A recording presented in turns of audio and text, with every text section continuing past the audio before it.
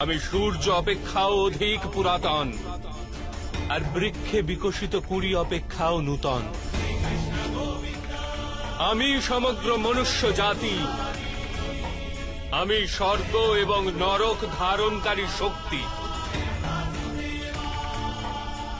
আমি দুর্যোধন,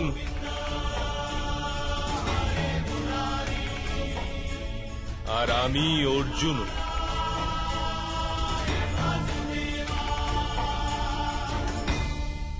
আমার অনেক জন্ম হয়েছে পার্থ, আমি অনেক অবতার রূপ ধারণ করেছি, অনেক প্রকার শরীর ধারণ করেছি আমি, আর এই মৃত্তিকায় মিশে গেছি।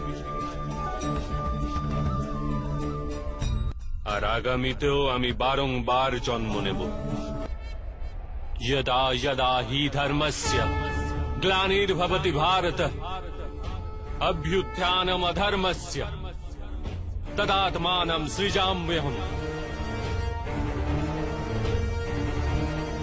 परित्राणाय साधूनां विनाशाय च दुष्कृतां धर्म संस्थापनार्थाय संभवामि युगे युगे।